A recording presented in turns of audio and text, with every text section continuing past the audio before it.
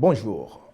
L'élection présidentielle approche à grands pas et pour mieux connaître la structure qui est chargée de veiller au bon déroulement de cette élection, la CENI a décidé d'initier une série d'émissions télévisées afin de vulgariser le travail de l'institution.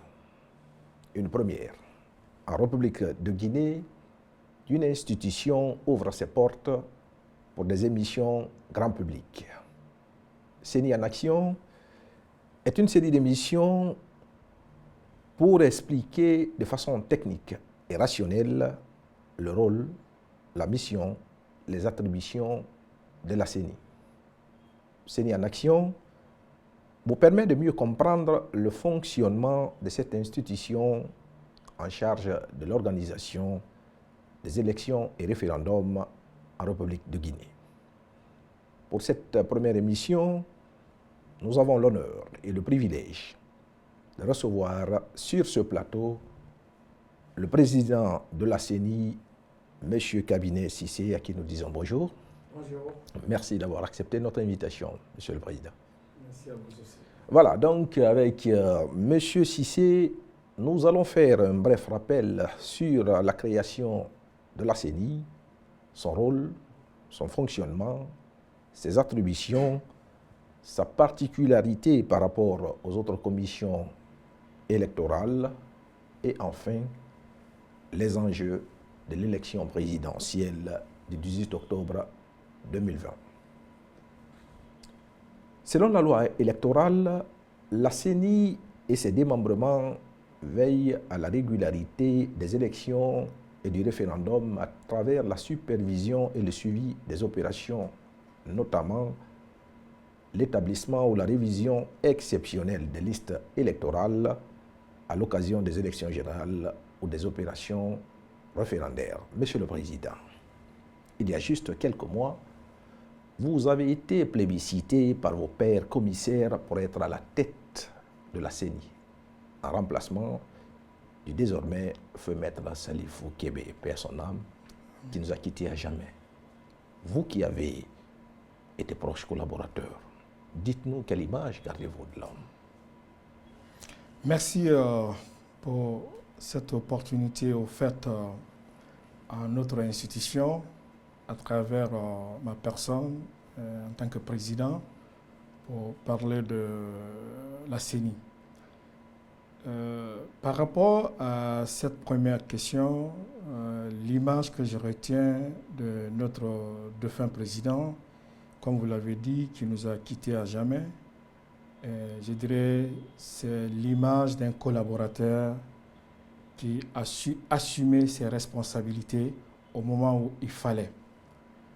Je retiens de l'homme, je dirais, la sagesse, la capacité d'écoute vis-à-vis de ses collaborateurs. Donc, Maître Kébé, ou Maître tout court, comme l'appelaient affectueusement certains proches, a été un homme d'État qui a rendu d'énormes services à la nation, donc une perte et non pour notre institution, mais pour toute la nation guinéenne. Et surtout quand on pense au moment où il nous a quittés, c'était juste quelques jours après la proclamation des résultats provisoires.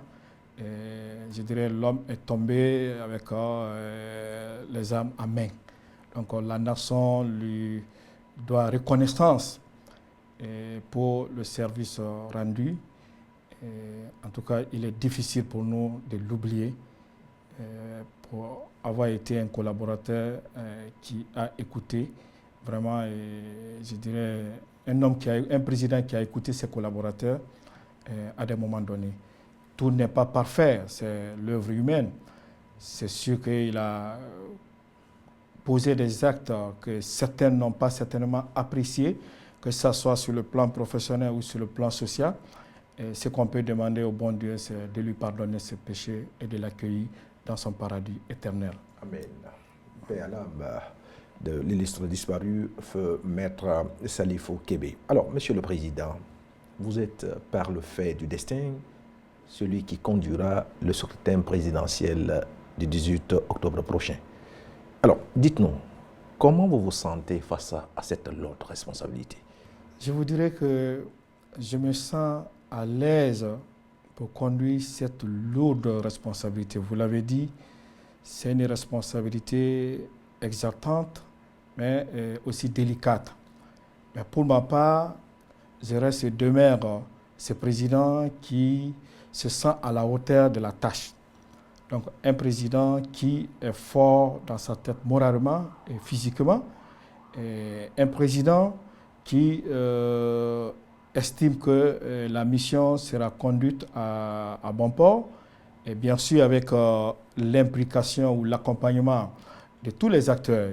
En premier lieu, mes collaborateurs directs, les commissaires, nos assistants, mais aussi la classe politique, la société civile et surtout le gouvernement. Et pour le moment, je remercie le bon Dieu que je suis en train de conduire ma mission en toute sérénité.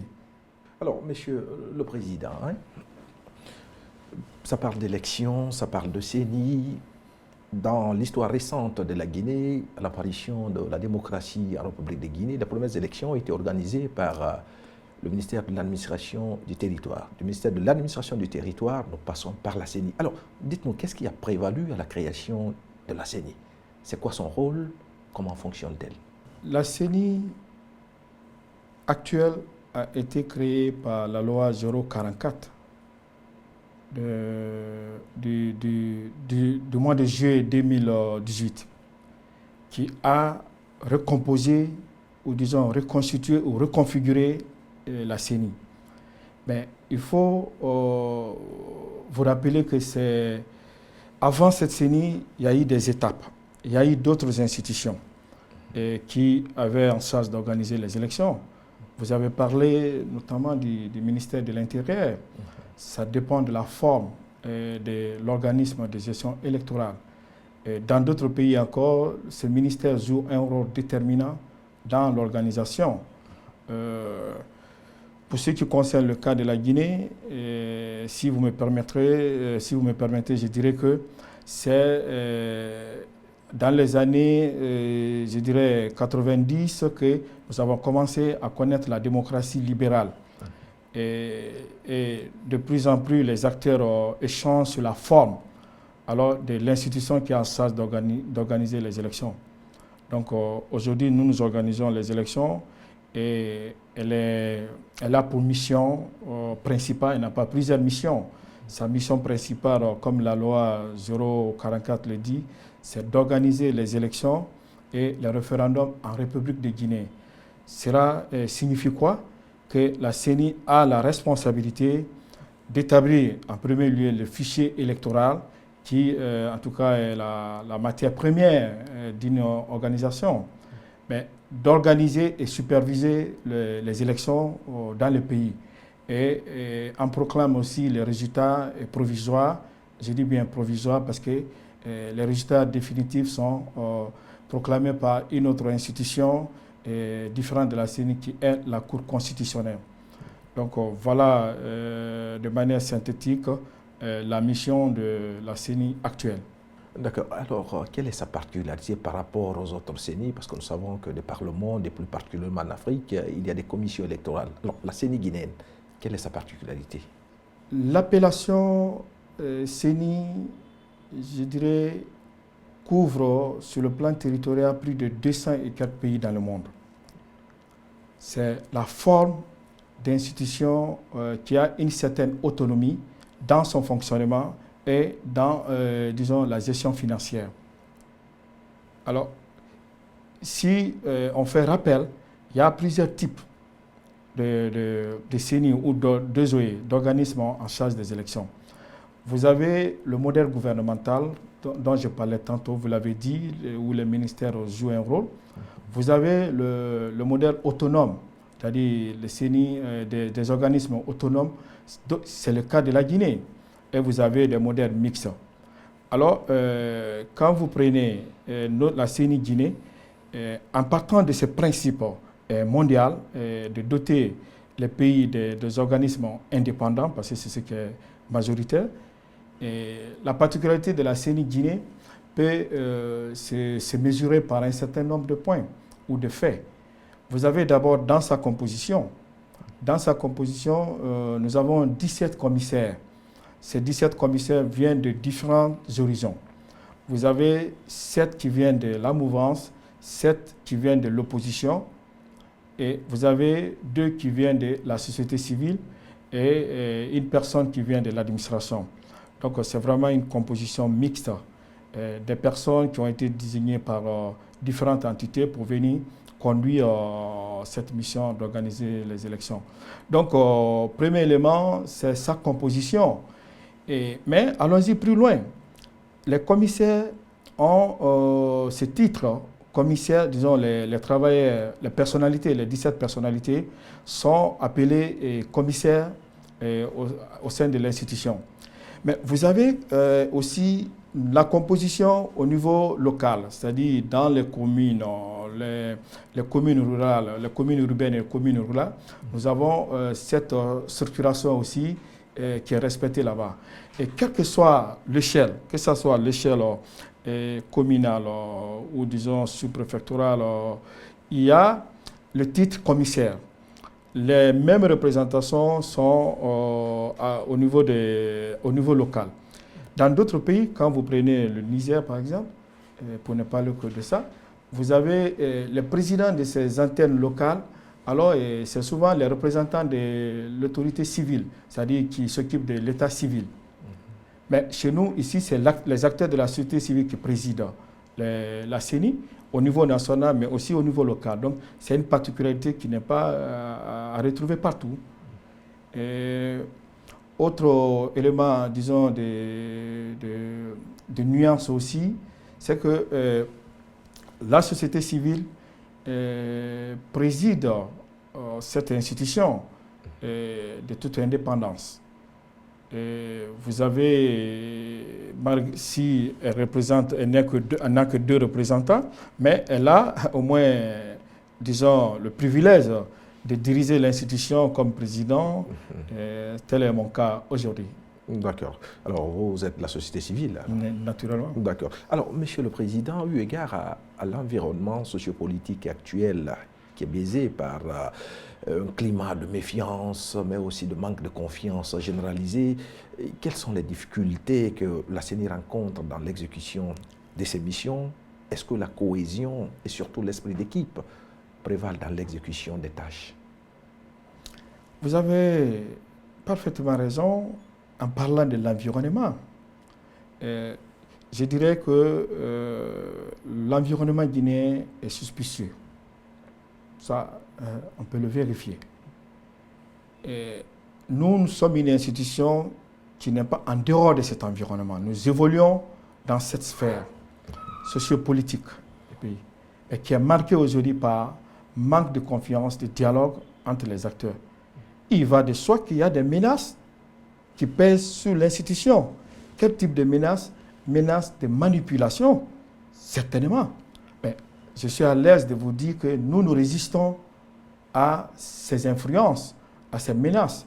Parce que nous avons non seulement prêté serment, mais la façon dont nous fonctionnons au sein de l'institution, c'est vraiment sur la base des échanges entre les commissaires. Ça veut dire quoi?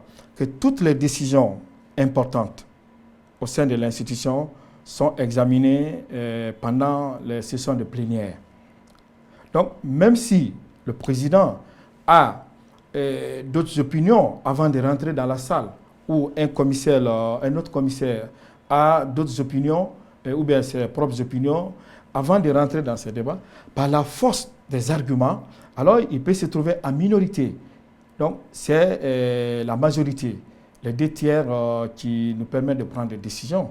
Donc, je ne trouve pas tellement des liens très forts entre cet environnement suspicieux et sur le travail de la CENI. Autrement dit, nous reconnaissons que ces menaces existent, mais nous résistons. Nous résistons parce que les textes aussi nous permettent aussi de résister.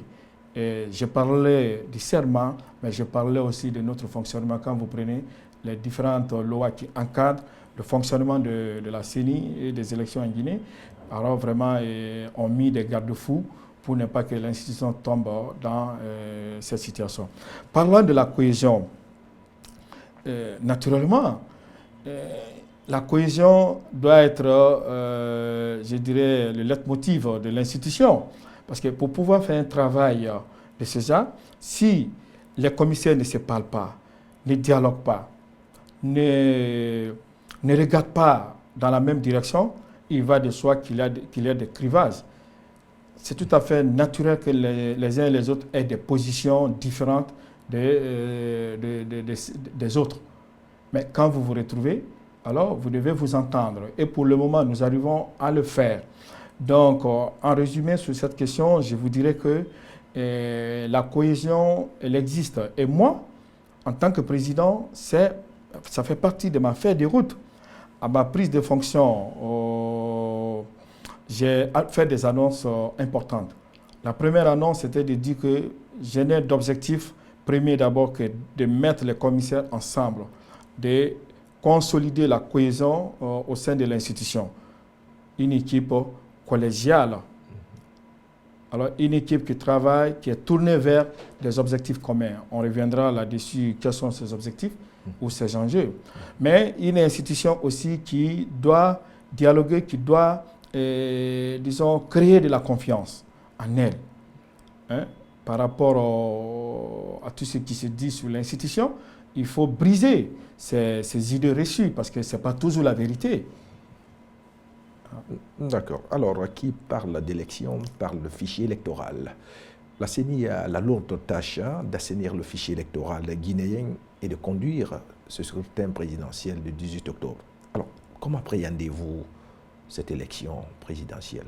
L'appréhension personnelle que j'ai de ces élections, c'est que c'est une élection, c'est-à-dire l'élection du 18 octobre, est une élection qui représente un enjeu, pas uniquement pour la CENI, mais pour toute la nation. Autrement dit, ces élections doivent être un élément qui concourt à la stabilité du pays. Ces élections doivent permettre aux Guinéens de continuer leur vie tranquillement. Ces élections doivent être organisées dans de meilleures conditions requises ou, disons, selon les standards en la matière. Un autre élément de l'appréhension, c'est que ces élections doivent être organisées par l'ensemble des commissaires, quels que soient les différents. Donc, voilà les éléments d'appréhension que j'ai. Alors, on retiendra de cette appréhension le défi global que représentent ces élections pour toute la nation guinéenne, pour tous les acteurs. Tous les acteurs, je dis bien, la classe politique doit savoir que ces élections sont les élections qui les concernent. Donc, doivent travailler vraiment à le qualifier pour qu'elle se retrouve. La société civile, elle doit également travailler aussi pour que ces élections soient des élections qui ont été bien observées, des élections transparentes.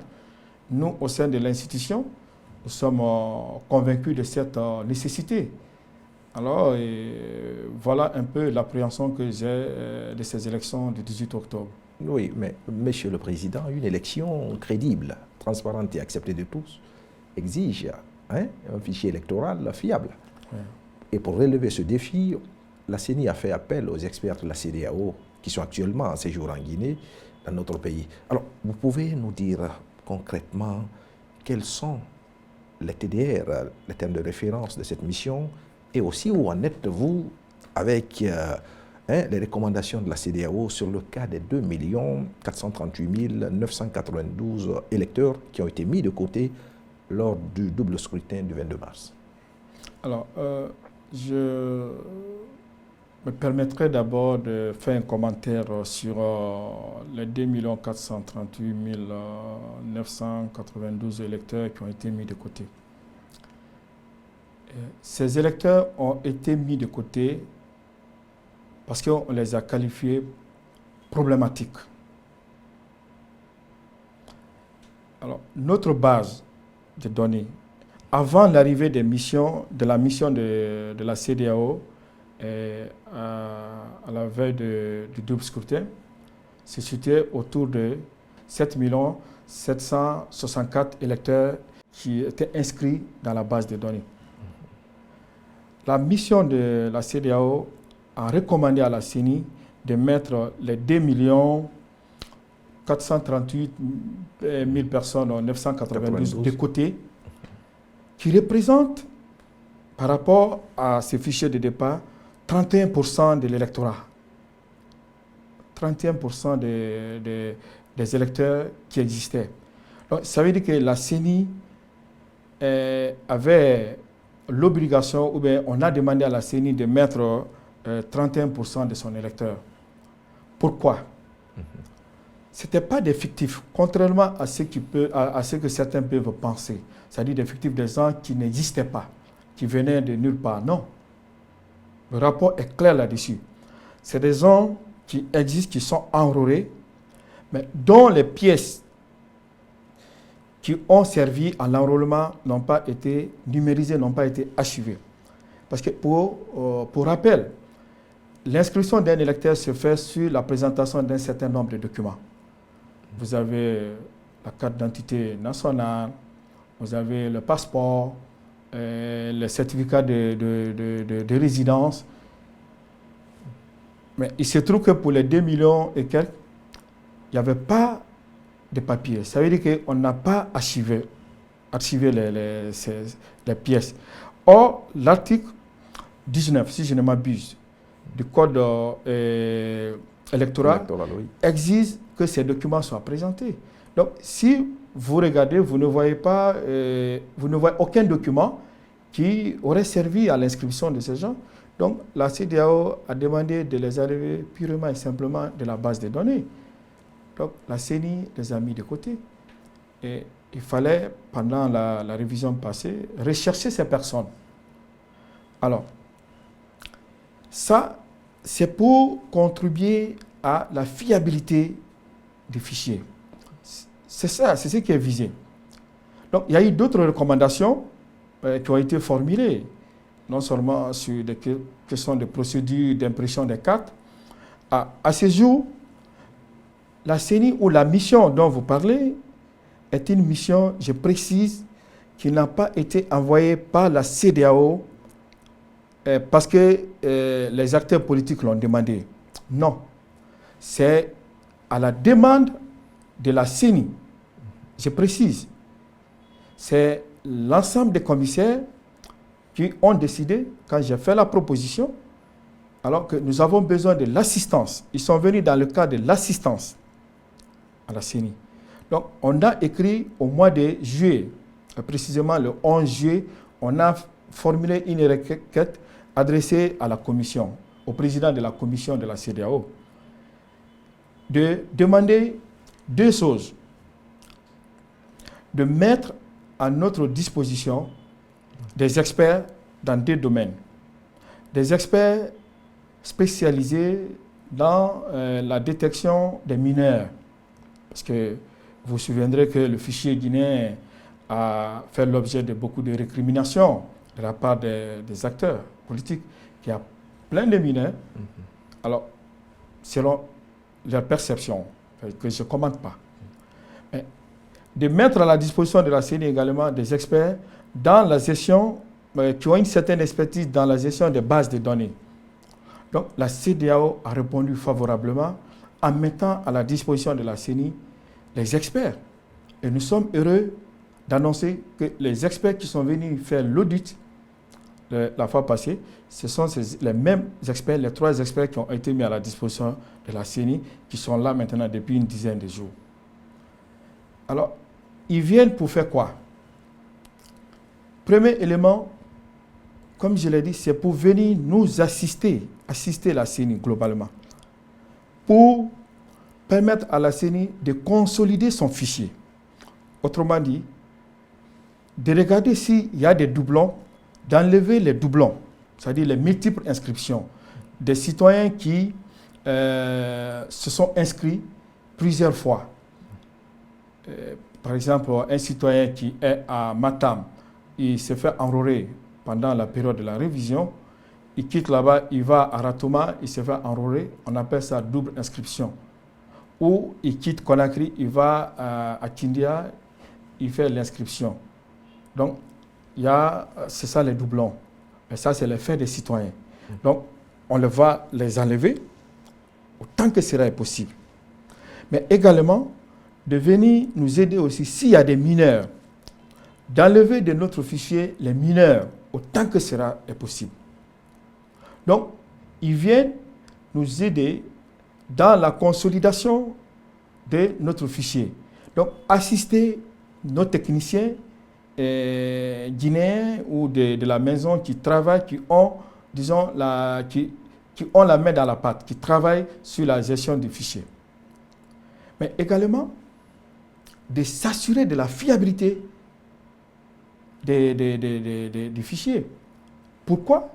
Pour l'acceptabilité du fichier par tous les acteurs, y compris les acteurs de la société civile, et naturellement la classe politique. Donc c'est pour dire que c'est une mission extrêmement importante pour la CENI et pour la classe politique. C'est important de savoir que cette mission, elle existe et qu'on attend de cette mission des conclusions importantes parce qu'elle nous permettra de présenter à l'opinion nationale et internationale ce que le fichier guinéen représente actuellement.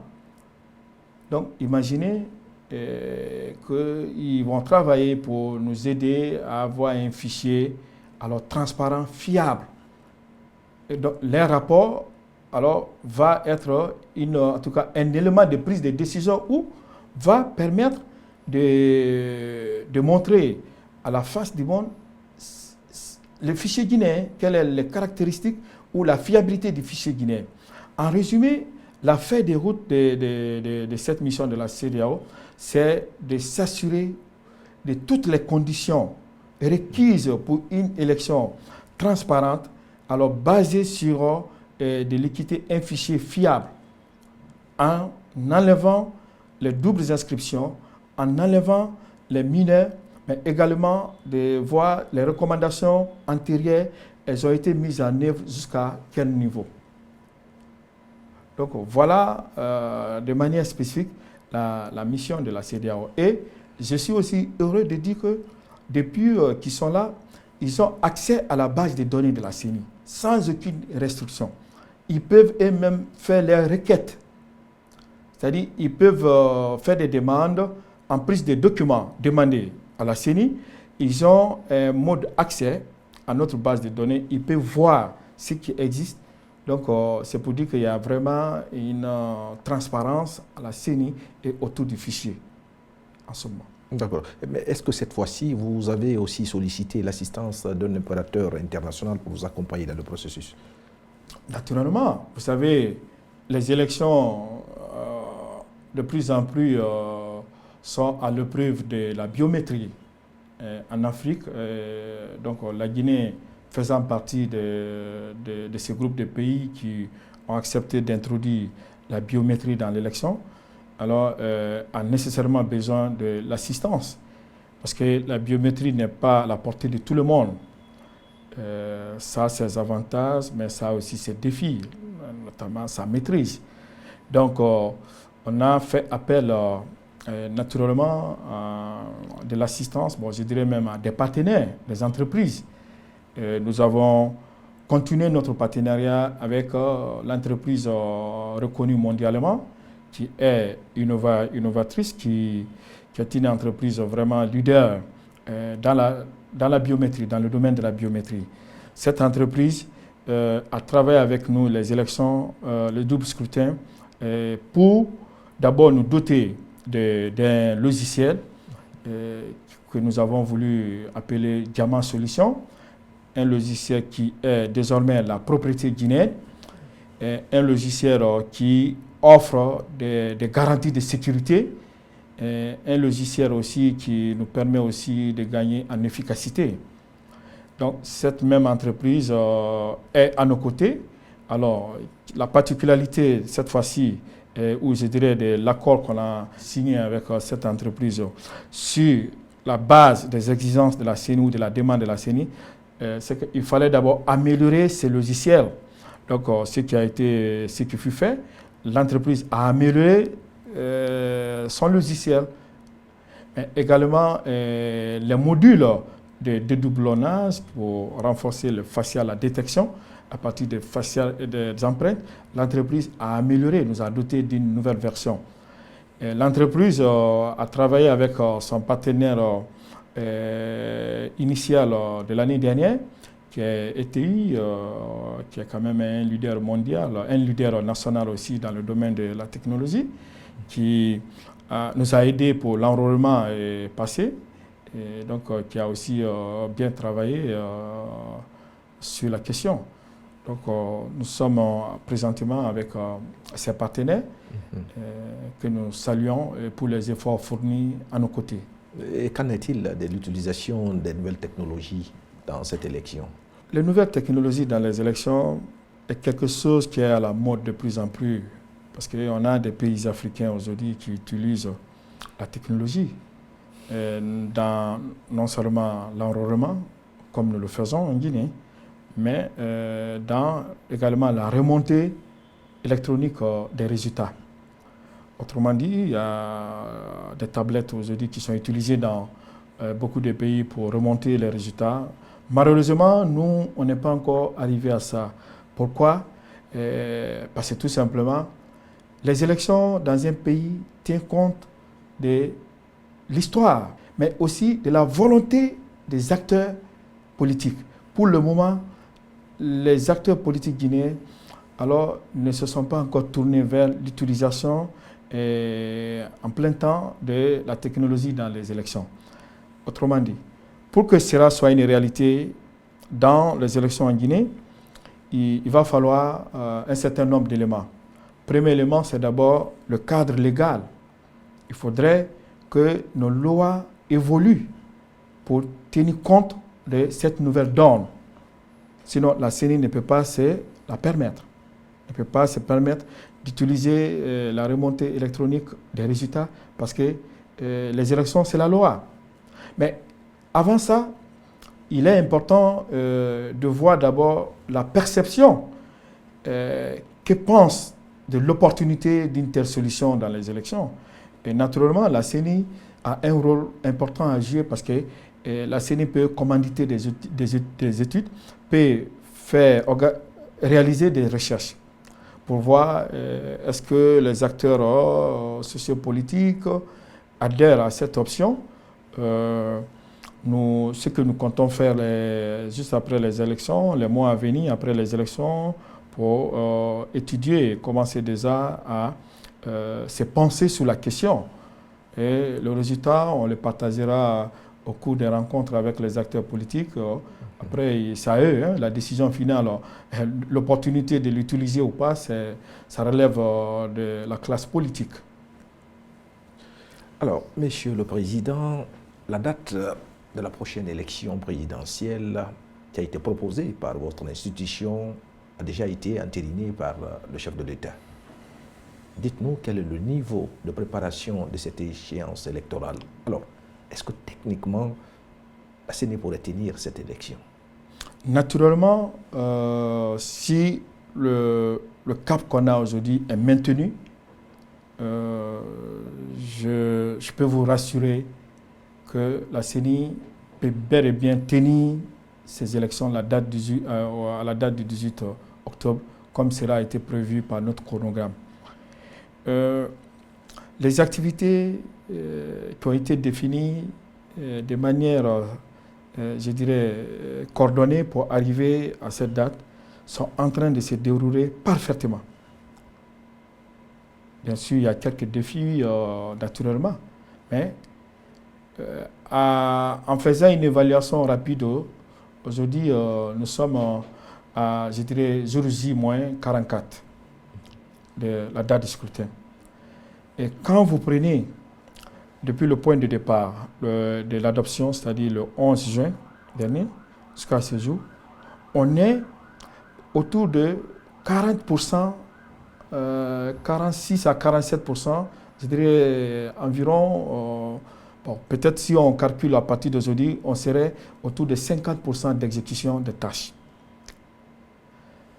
Vous pouvez vous demander, comparer par rapport à la date, vous voyez, il y a 50 autres qui restent, mais les 50 autres qui restent sont des activités qui se développent parallèlement. Et c'est des activités, des grosses activités, ou je dirais des grandes activités, telles que la formation. Ce n'est pas aussi compliqué. L'expérience qu'on a avec nos assistants techniques et les commissaires et disons, le réservoir de formateurs qu'on a, alors c'est vite fait. Donc aujourd'hui, ces activités pèsent, mais on en a l'habitude. Et le déploiement aussi du matériel électoral, c'est des choses qui doivent arriver, mais je peux vous dire que les 50 autres % aujourd'hui sont des activités qui se dérouleront parallèlement et qui tiendront la route. Oui, et du côté des finances... Oui, mais Monsieur le Président, hein, ça parle d'élection présidentielle. Et ça vient avec beaucoup d'enjeux. Et une telle organisation exige des moyens humains, mais aussi financiers. Est-ce que la CENI dispose de ces moyens pour mettre en œuvre son chronogramme? Je vous dis oui. La CENI dispose aujourd'hui de tous les moyens techniques et financiers pour vraiment organiser ces élections. La CENI, ce n'est pas une institution qui date d'aujourd'hui, même si la loi 044 a reconfiguré la CENI, mais il n'y a pas une déperdition du savoir-faire. Le savoir-faire est resté. Vous avez des assistants dans la maison qui ont au moins une dizaine d'expériences. Vous avez parmi nous aussi des commissaires qui ont plus d'une dizaine d'expériences. Donc, sur ce plan, quand je dis les assistants, y compris nos représentants à l'intérieur du pays, je vais parler des CEPI, les CESPI et les CECI, donc qui ont vraiment une expérience solide en la matière. Donc, nos assistants, je voudrais leur rendre un grand hommage pour vraiment le travail qu'ils accomplissent tous les jours. Ils constituent le bras armé de la CENI, ceux qui travaillent au quotidien. Donc je voudrais profiter de l'occasion, les saluer et les encourager encore pour le travail qui reste à faire. Donc du côté des ressources humaines, nous n'avons aucun problème là-dessus. Du côté des ressources financières, vous avez parfaitement raison. Les élections dans un pays, de mon point de vue, reste l'une, si elle n'est pas la plus grande, mais l'une des grandes opérations, des grosses opérations dans un pays. Parce que c'est lourd financièrement. Pour des pays en voie de développement comme la Guinée, les élections coûtent beaucoup d'argent qui pouvait être utilisé pour d'autres choses, mais puisqu'on a opté pour la démocratie, alors on doit l'assumer. Et c'est ce qui se fait aujourd'hui. Je vous dirais que la CENI a toutes les ressources financières aujourd'hui pour conduire cette mission sans aucune difficulté. Et c'est l'occasion pour moi également de remercier l'État guinéen pour pouvoir accompagner la CENI sur le plan financier. Et je salue sa détermination de financer l'élection qui relève d'un domaine de souveraineté entièrement par les ressources du pays. Depuis un certain temps, depuis maintenant quelques élections, là, il y a au moins 2 élections passées, le financement alors vient presque à 100% du budget national. Donc, pour moi, c'est quelque chose qui est à saluer. Cette autonomie des gestions, alors il faut l'encourager. Ce n'est pas tous les pays africains qui y arrivent. Donc, l'État doit être encouragé. Et je demande aussi qu'il puisse continuer à accompagner, parce que c'est la loi même qui le dit. Techniquement et financièrement, c'est l'État qui doit accompagner la CENI. Et aujourd'hui, le cap vraiment est bon. Alors, ça parle de caution, ça parle aussi de dépenses de campagne. Alors, Monsieur le Président, à combien s'élève la caution des candidatures ainsi que le plafonnement des dépenses de campagne? Alors, la CENI, après consultation avec les acteurs, notamment les partis politiques, a fixé la caution à 800 millions de francs guinéens. Et pour ce qui concerne les dépenses des campagnes au niveau des partis politiques, nous l'avons fixé à 20 milliards. Et le contexte qui a prévalu, ou disons qui ont influé sur la fixation, se résume à 3 points. Premièrement, le passé, l'expérience est passée. Nous sommes partis des élections de 2010 où la caution était à 400 millions. En 2015, ça a été fixé à 800 millions. Et nous avons fixé les dépenses, nous avons plafonné les dépenses de campagne à 20 milliards. Alors, nous avons, après avoir tenu compte de l'expérience du passé, nous avons tenu compte de l'environnement sous-régional. C'est-à-dire en Afrique de l'Ouest, les pays qui ont récemment organisé des élections ont fixé leur caution autour de quel chiffre. Et nous avons vu qu'aller au-delà, même si les réalités socio-économiques ne sont pas les mêmes, mais il fallait quand même faire quelque chose qui s'approche à la sous-région, au modèle existant dans la sous-région. Mais nous avons tenu compte aussi de la donne mondiale qui est la crise sanitaire qui a impacté l'économie nationale et l'économie mondiale. Donc, en combinant ces 3 éléments, la CENI a pris la décision de maintenir, de reconduire in extenso les montants de 2015, c'est-à-dire 800 millions et 20 milliards pour les campagnes. Alors, comment cela a été fixé? On ne s'est pas enfermé entre les 4 murs pour faire une note due aux partis politiques, non. Puisque nous sommes inscrits dans l'organisation d'une élection inclusive, nous avons organisé une réunion avec une trentaine de partis politiques qui se sont manifestés à la suite de la publication d'un communiqué qui portait sur ce point. De discussion en discussion, il y avait eu plusieurs propositions. Certains qui pensaient qu'il fallait réduire, d'autres qui disaient qu'il fallait augmenter jusqu'à 1 milliard de francs guinéens. La CENI a préféré maintenir les montants de 2015. Donc c'est pour dire qu'on pouvait augmenter. Et à un moment donné même, il y avait les rumeurs qui coulaient dans la presse pour dire que la CENI va fixer autour d'1 milliard. Je crois que ça a été une surprise pour certains que ce montant soit maintenu à l'expérience de 2015. Alors, ça veut dire simplement que la CENI est une institution qui est à l'écoute de la classe politique. Parce que pour nous, ils sont vraiment à écouter, on doit tenir compte de leurs préoccupations. Voilà, Monsieur le Président, tout de suite, vous avez fait allusion à une élection inclusive.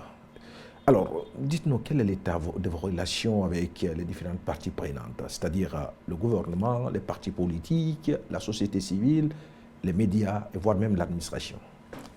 Alors, l'état de nos relations est bon. Si nous prenons acteur par acteur, on peut faire une évaluation rapide là-dessus. Quand je prends la classe politique, tantôt j'ai dit que nous avons eu une réunion avec une trentaine de partis politiques.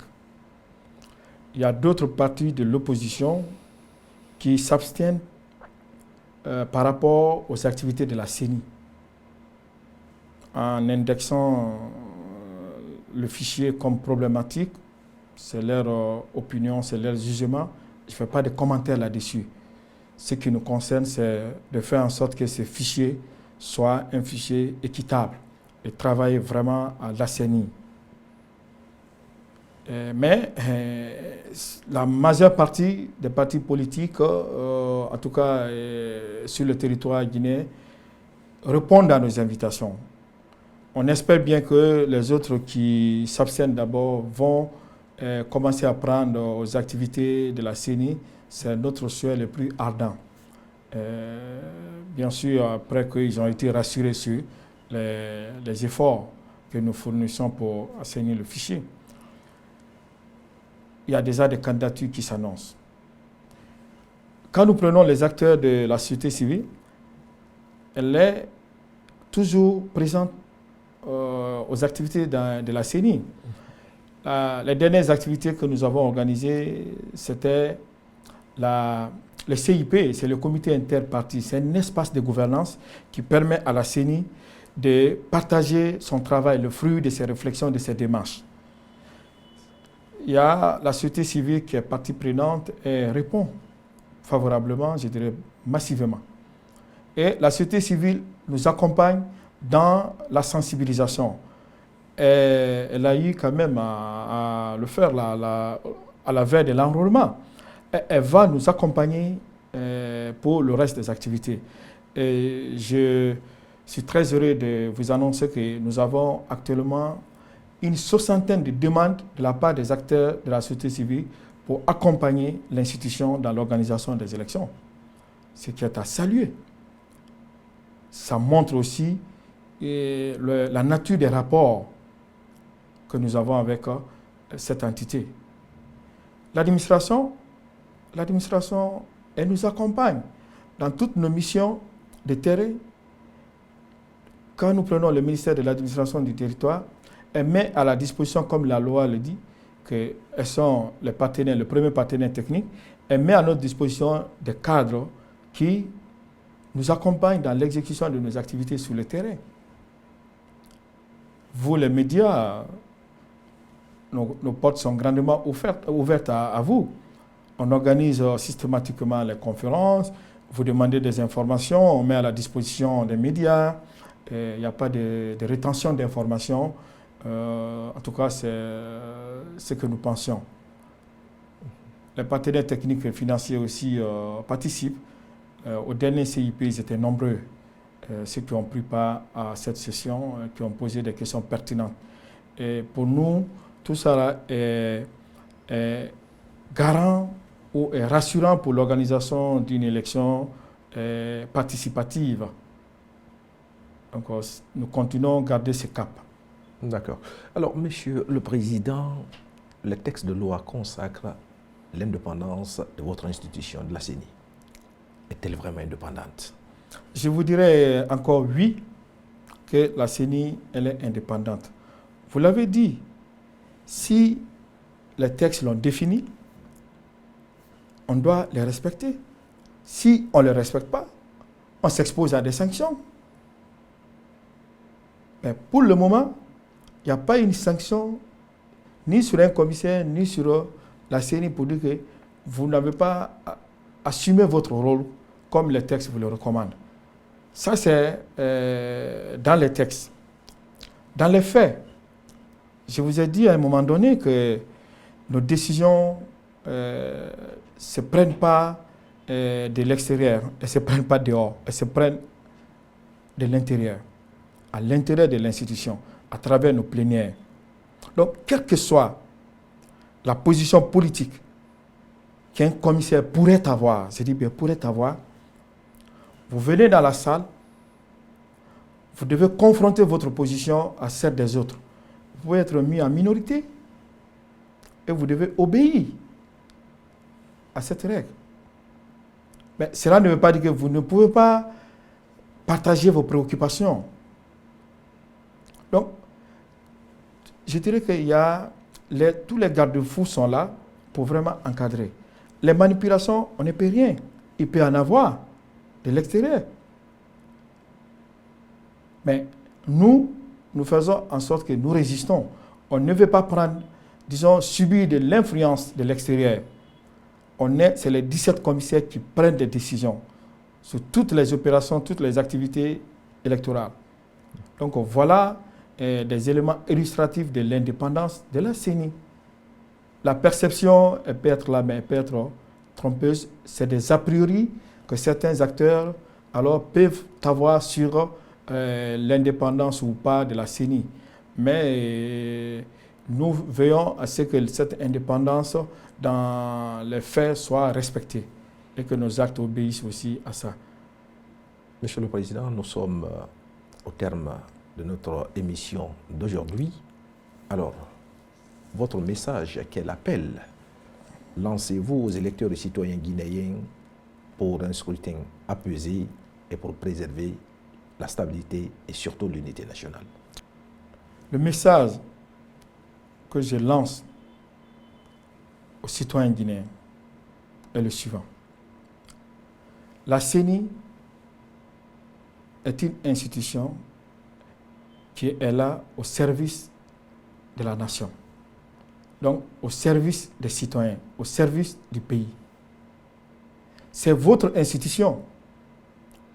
Vous devez l'accompagner en nous faisant confiance. Mais nous aussi, nous sommes conscients que nous devons faire de telle sorte que vous ayez confiance en nous. Et nous sommes en train de travailler dans cette direction. Alors, il y a la perception, il y a la réalité. Et c'est pourquoi nous saluons des telles démarches. Nous donnons l'opportunité d'expliquer aux citoyens notre travail. C'est une question de redevabilité.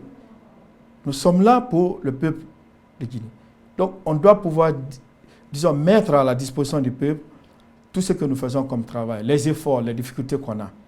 Donc, ces actes d'émission sont à saluer. C'est pourquoi, les jours à venir, nous allons donner également l'opportunité à toutes les directions, je dirais les 7 directions qui composent l'institution. Nous avons la direction qui s'occupe de la gestion du fichier électoral, qui viendra expliquer aux citoyens guinéens c'est quoi un fichier, comment il est constitué, quels sont les défis, quels sont les efforts qui sont fournis aujourd'hui. Nous allons également, après, les départements de démembrement qui s'occupent de nos représentants viendra aussi expliquer. D'autres départements comme le département sécurité et logistique. À cela s'ajoutera aussi le département juridique et accréditation qui va commencer bientôt l'accréditation des observateurs. Nous avons le département central qui est le département de planification et opération. Nous avons également le département formation et éducation civique qui interviendra sur les élections, qui viendra aussi expliquer sur ce plateau. Et enfin, nous aurons le département communication, information qui viendra s'exprimer aussi pour expliquer le travail de la CENI. Donc, nous sommes dans cette dynamique citoyenne de compréhension de notre mission, mais aussi d'amélioration de notre processus.